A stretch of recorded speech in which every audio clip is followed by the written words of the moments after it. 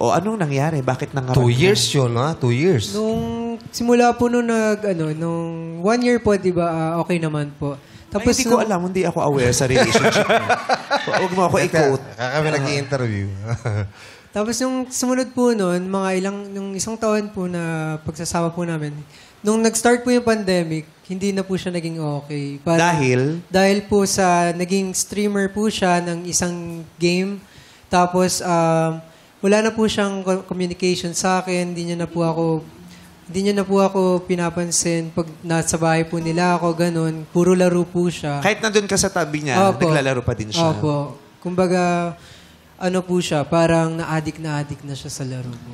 Na-addict ka ba sa game? Kasi totoong may mga na-addict sa game, ha? Addictive. Yung simpleng diversion dati, naging addiction. Anong naging estado mo ba sa paglalaro, Beng? Kumikita po ako ng pera doon as a streamer. Tsaka po may mga sinasalihan po kami na tournament. Kaya sobrang... Pero hindi mo makukonsider yung sarili mong na-addict ka sa game? Hindi po. Oh. Parang ginagawa ko lang po talaga siya para sa coping mechanism ko lang po. Since pandemic po siya, wala po akong ginagawa sa bahay, kundi yun, mag-stream. Yung mga times na magkatabi na, nandoon na siya, pero ang attention mo nasa game pa din. Ano po, meeting po kasi lagi namin sa team, as a team sa laro. So, kailangan po namin mag-focus sa kung ano po yung gagawin namin sa tournament para po manalo po kami. Kailan kayo nag-focus na pag-usapan yung gagawin nyo naman sa relasyon para manalo rin kayo sa relationship? Hindi na po napag-usapan. Ayun. Nabaling yung attention. Nabaling. Mas masaya ka na sa games kaysa yung magkasama kayo? After, nung medyo maluwag na yung quarantine, parang gusto niya po makipagkita sa akin nung time na yon. Pumapayag naman po ako. Pero, parang na-realize ko po na hindi po tama yung ginagawa ko na mag-stream kasi magkaibang goal din po kami sa buhay. Ba't hindi tama yung pag-stream? Parang nawalan po ako ng time sa kanya. Naawa po ako sa kanya nung time na yon. Parang wala namang masama dun sa pag-stream, wala namang mali dun. Ang mali siguro yung hindi mo na nakalkula yung balanse ng pag-stream at yung pag-iibigan yung dalawa. Siguro doon nagkaroon ng problema. Kasi yung streaming, wala namang mali. Ang dami naman nag-stream and at the same Trabaho time... yun. Oo, trabaho, Extra pinagkakakitaan. Tsaka pwede silang together, sila na Correct. At saka yung iba naman, kahit hindi naman sila, nagkaya nilang balansehin, di ba? Just like any other thing, di ba, na pinagkakaabalahan mo. Trabaho man yan, or sports, or ano. Di ba yun? Wala namang masama. Ang magiging masama dyan, pag hindi mo na siya nabalanse. Hindi mo siya nabalanse. Hindi mo na siya nabalanse o na-realize mo na mas masaya ka talaga doon. Kasi di ba yung iba, katulad ng mga kakilala ko rito sa ABS, pinipilit nilang balansehin, pero kahit mas maraming oras sila sa trabaho, alam nila na mahal at mahalaga pa rin sa kanila yung partner nila. Kaya babawi sila pag uwi nila o gagawa sila ng paraan na, naku, kailangan ko nang mag-leave kasi napapabayaan ko na yung jowa ko, hindi na kami nakikita, gusto ko na siyang makita, di ba? Pero iba din yung, di ba, yung wala naglaho na yung damdamin ko. Yun. Ano yung truth nung mga panahon na yun?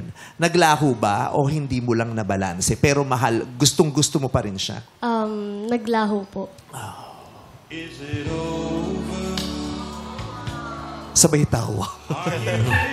Yung reaction Natawa kasi ako sa ni kanya. Christophe hurt Bakit? siya ng Na-hurt ka pa, Christophe, nung narinig mo ulit yun? Opo. Parang binaril mo rin yung puso ko. Binaril lang ang puso.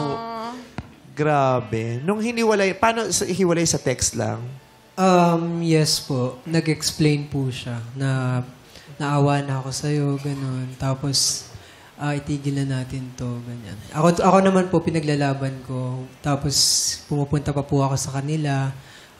Sinabi ko po sa mami niya na niyakap ko po yung mami niya at umiyak po ako nang wala man lang sinasabi at bigla ko na lang pong doon ko umiyak ka sa mami niya? Opo.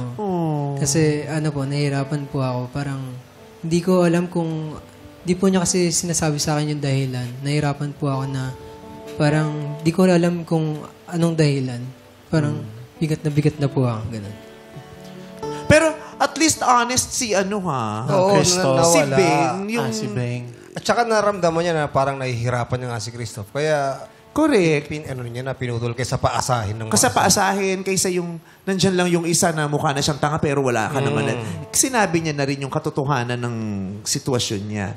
At saka yung lagi kong tinatanong, kasalanan ba ng tao kung nawala yung pag-ibig niya o yung damdamin niya? Diba? Kasi di ba nangyayari yun? Nangyayaring biglang nai-inlove ka na lang. Nangyayari din na biglang nawawala yung pagiging in love mo. Kaya like, kasalanan niya ba yun? O it just happened?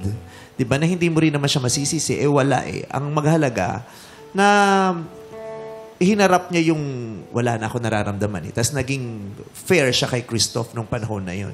Kaysa lalong maging unfair dahil laro ka na ng laro, ayaw mo naman na siyang makita. Ang hirap kasi siguro pag naglalaro ang isang tao, yung partner na hindi naglalaro, andun, di ba katabi mo nga siya.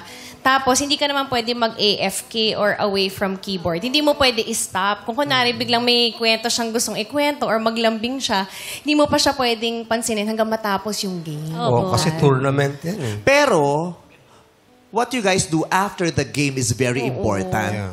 After nyong maglaro, Yung bawi. sisiguraduhin nyo bang may gagawin kayo para makabawi dun sa time na Yes. hindi mo nabigay sa kanya? Or pagkatapos nun, sakit na naman ako, pagod na ako, kanina pa ako naglalaro, bukas ka na lang. Yun. Diba? Ganun ba yung nangyari? Ganun po yung nangyari. Ayun, sagot. Ang bilis na sumagot.